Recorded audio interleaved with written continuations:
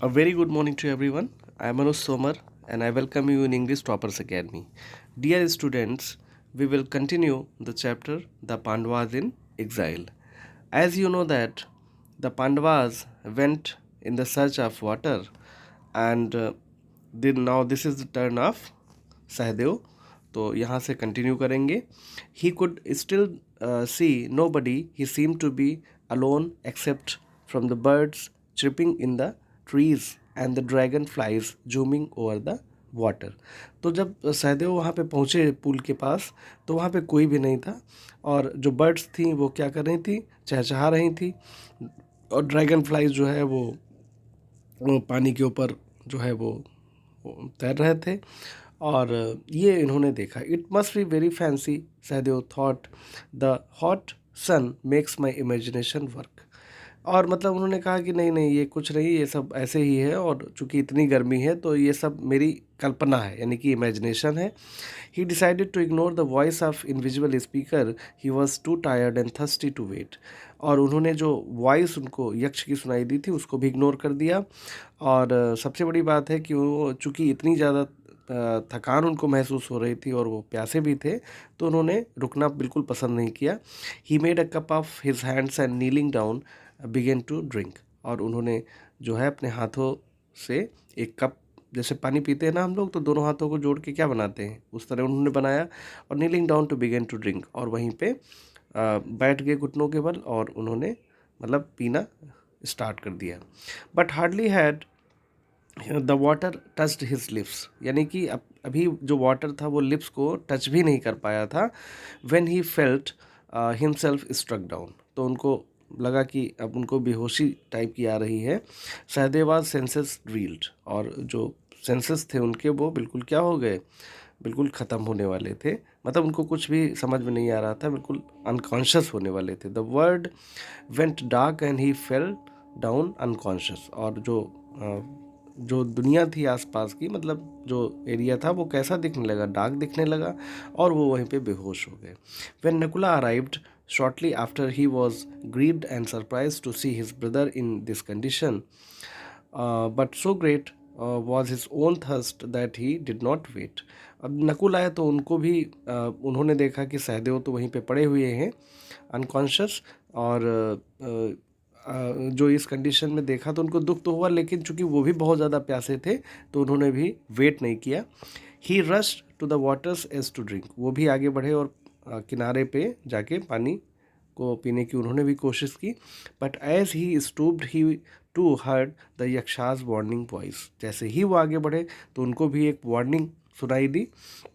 However he too paid no attention. हालांकि उन्होंने भी इस पे कोई भी ध्यान नहीं दिया. He drank and instantly he too was struck down and rendered unconscious. उनके साथ भी वही हुआ कि जैसे ही उन्होंने पानी को हाथ लगाया वो भी अनकॉन्शियस हो गए. When Bhima came to the spot the same fate overtook him. और भीम जब आए उस जगह पे उनके साथ भी same condition, same incident happen. ठीक है, तो उनके साथ भी वही घटना घटी. He was strong and mighty and thought he sent a shower of arrow and all directions and reached all around for the hidden enemy.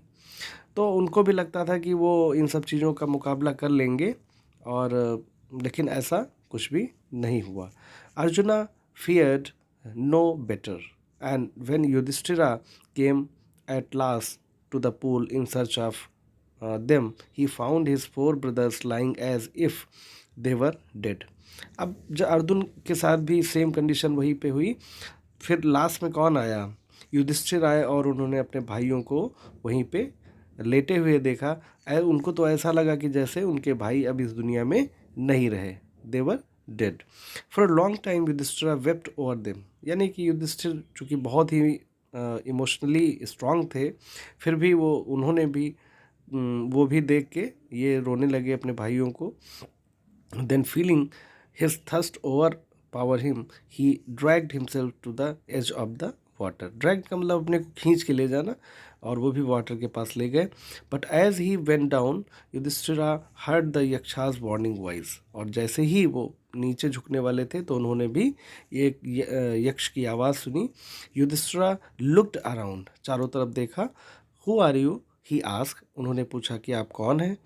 Ask your question and I shall answer them as well as I can, और उन्होंने ये भी कहा कि अगर कोई आपका प्रश्न है तो आप क्वेश्चन पूछें, मैं I will try to give those answers of your questions, ये उन्होंने कहा।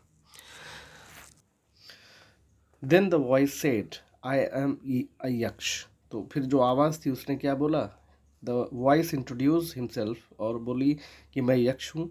ओ Yudhishthira, and it is well for you that you had it my warning, now listen to my questions, और उसने ये भी कहा कि ये तो बड़ी अच्छी बात हुई कि आपने मेरी वार्निंग को सुना, और now listen to my questions, आप मेरे प्रश्नों को सुनिए। What makes the sun shine, तो युधिष्ठिर ने आंसर दिया, the power of God, Yudhishthira answered, यानी कि सूरज को कौन चमकाता है, तो युधिष्ठिर ने बोला कि द पावर ऑफ गॉड, यानी कि जो भगवान की शक्ति है उससे ही सन जो है शाइन करता है। What is man's surest weapon against danger, the Yaksha ask, Yaksha ने दूसरा क्वेश्चन पूछा कि अगर आप खतरे में हैं तो सबसे बड़ा हथियार कौन होता है, तो युधिष्ठिर ने क्या आंसर दिया, करेज, साहस, यानी कि जो साहस है वो डेंजर में सबसे बड़ा क्या होता है, सबसे बड़ा हथियार होता है। नेक्स्ट देखते हैं, what gives more to man than even the earth does, यानी कि जो पृथ्वी हमारी है उसको भी मतलब we consider the earth as mother, मतलब एक माँ के रूप में ही मानते हैं क्योंकि वो हमारे लिए बहुत कुछ करती है।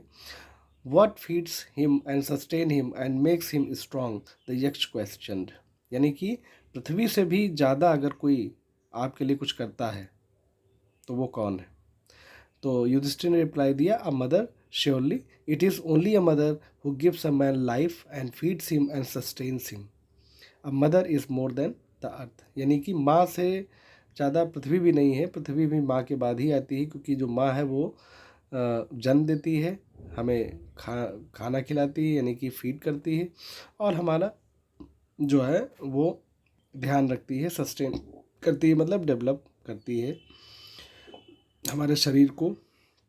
When does a man became loved by his fellows, next question जो यक्ष का था कि जो फेलो यानी कि जब साथी किसी को अगर प्यार करते हैं उसके साथ में रहने वाले, तो वो कब प्यार करते हैं, तो युधिष्ठिर ने आंसर दिया, when he gives up pride, जब वो क्या छोड़ देता, अहंकार। what is that which makes a man happy when he has lost it, यानी कि ऐसी क्या चीज़ जब चली जाती है, खो जाती है, जिसके बाद जो है आदमी खुश होता है, ठीक है, खुश हो जाता है। The Yaksha went on anger said Yudhishthira, तो युधिष्ठिर ने अप्लाई किया कि एंगर जो हमारा होता है, ठीक है, वो जब चला जाता है तो आदमी क्या हो जाता है, खुश हो जाता है। Without hesitation, for he knew that when a man gives up anger then he is full of peace, जब एंगर चला जाता है तो वो क्या हो जाता है, शांत हो जाता है, तो शांत जब हो जाएगा तभी खुश रहेगा। द यक्ष continued, what can a man give up and immediately became rich, यानी कि ऐसी कौन सी चीज़ है जिसको खोने के बाद आदमी अमीर हो जाता है, ठीक है। तो इसमें देखिए, what can a man give up and immediately became rich, तो ये अभी कंटिन्यू हो चुका है।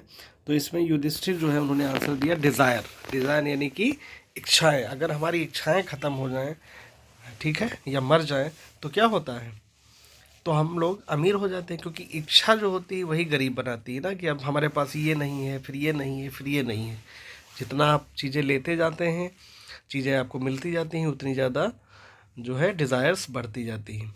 It is only the man without desire who is really rich, but even if a man has 1,000 things, he will be poor if he is not satisfied, क्योंकि हज़ारों चीज़ें होने के बाद भी अगर आदमी सेटिस्फाइड नहीं है तो वो गरीब ही रहता है। सो द यक्ष asked this question, his questions, and Yudhishthira answered them until at last the Yaksh said, O king, I am very well pleased with your answers, and I shall restore to you one of your brothers. Choose who it shall be. यानी कि अब जो यक्ष हैं इन्होंने कहा कि भाई हम आपसे बहुत ज़्यादा खुश हो गए हैं, तो अगर आप चाहें तो एक भाई इनमें से किसी को भी आप जीवित करा सकते हैं, और इनमें से आप एक कोई भी चूज़ कर लीजिए। Yudhishthira looked at the unconscious forms of his brothers. It was hard for him to decide, but he spoke at last. अब युधिष्ठिर के लिए बहुत ही मुश्किल था कि वो अपने किस भाई को जीवित करवाएं, क्योंकि बहुत ही ये कठिन डिसीजन था। फिर भी उन्होंने बहुत मुश्किल से ये निर्णय लिया, और वो लास्ट में उन्होंने जो है अपनी बात बताई।